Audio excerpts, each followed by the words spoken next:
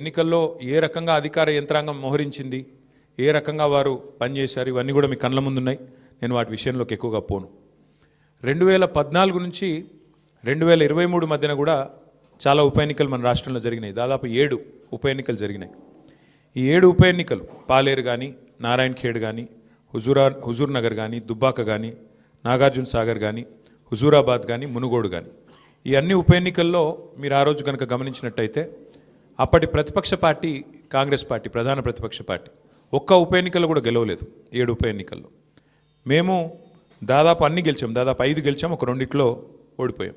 అంతే తప్ప మరి ప్రతిపక్షంలో ఉన్న కాంగ్రెస్ పార్టీ ఆనాడు ఒక్క ఉప ఎన్నికల్లో గెలవకపోయినా చివరికి మళ్ళీ 2023 సార్వత్రిక ఎన్నికల్లో వారు విజయం సాధించారు, గవర్నమెంట్ కూడా ఫామ్ చేశారు.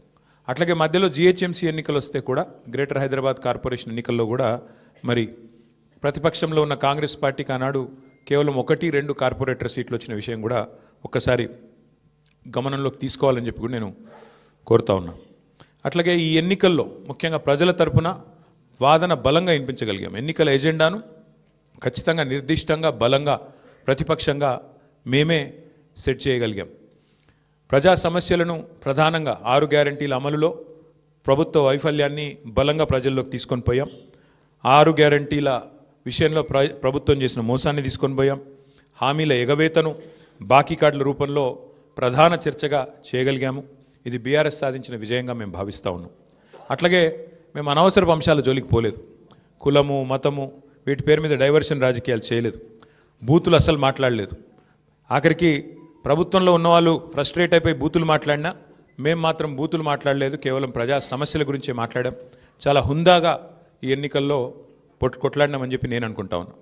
అట్లాగే జనాలకు అవసరమైన పాయింట్లు, ప్రజలకు అవసరమైన పాయింట్లను మాత్రమే చర్చకు పెట్టాం. కాంగ్రెస్, బీజేపీ ఎన్ని రకాలుగా మమ్మల్ని కవ్వించే ప్రయత్నం చేసినా సంయమనం కూడా పాటించాం.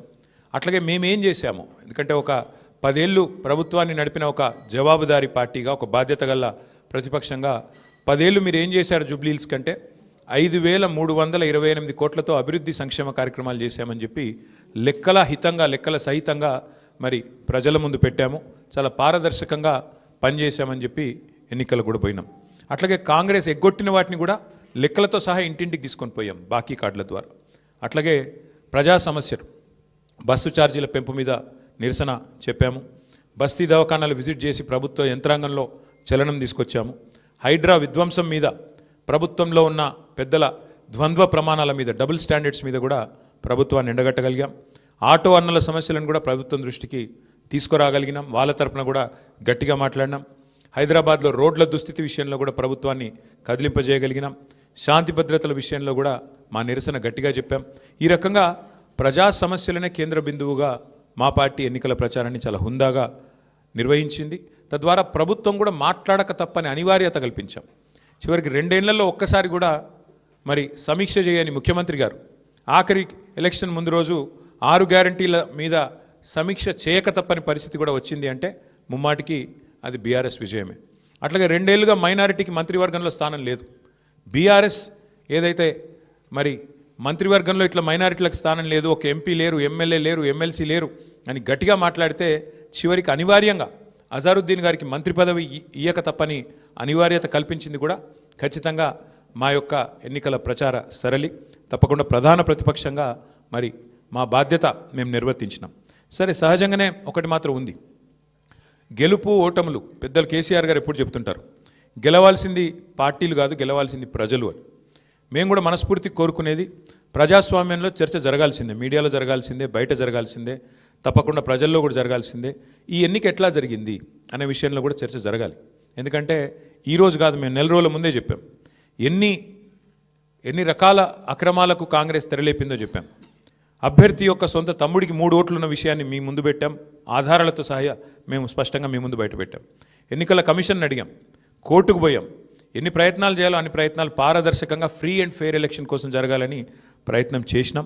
షెడ్యూల్ వచ్చిన నాటి నుంచి పోలింగ్ డే దాకా ఏమేం జరిగినాయో, ఎన్ని రకాల అక్రమాలు, ఎన్ని రకాల అవకతవకలు, ప్రలోభాలు, ఎన్ని రకాల ఒత్తిళ్ళు, ఇవన్నిటి మీద కూడా చర్చ తప్పకుండా జరగాల్సిందే.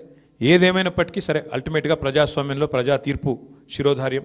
తప్పకుండా మరి వాళ్ళ మేము కూడా ఓట్లేసిన ప్రజలకు ధన్యవాదాలు చెప్తున్నాం. అట్లాగే మిగతా వారికి కూడా మేము విజ్ఞప్తి చేస్తూ ఉన్నాం.